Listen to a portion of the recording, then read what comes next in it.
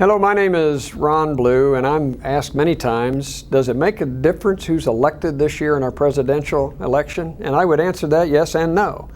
Yes, from this standpoint. Yes, in terms of their long-term economic and tax policies, there are differences. And how they intend on funding the needs of the government and how they intend on instituting tax policies is certainly of financial ramifications. So yes, it does make a difference long term. But in the short term, it really doesn't make any difference who's elected. I was asked some time ago, what's the key economic indicator that I look at? And my answer is my checkbook. Because the only thing that I have control over is my checkbook. You know, who's elected, I am interested in that and I have an opinion on that.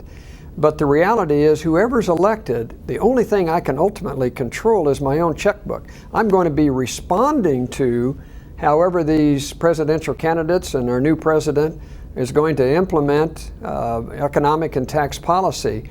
But I can't really control that except by my vote. And I can control how I handle my checkbook.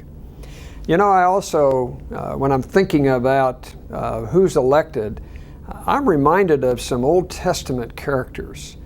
You know, Daniel and Joseph and Nehemiah and Esther all lived under kings that were not favorable to the nation of Israel. They were living in captivity. They were slaves. And yet they were able to prosper during those times. They did what they could do. Daniel maintained his convictions and he became a tremendous witness to God's goodness and grace. Joseph followed God's principles and he was one of the great planners in the Bible. He planned for the 7 years of abundance, and because he had 7 years of abundance, he was able to turn that into incredible economic prosperity for the nation of Egypt. The Pharaoh of Egypt ended up owning all of Egypt as a result of Joseph's good planning. And he was living under a king who did not know God.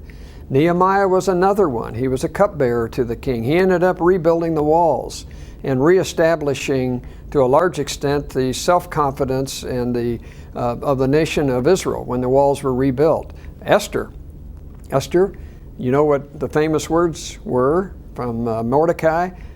Who knows, Esther? It may be for such a time as this.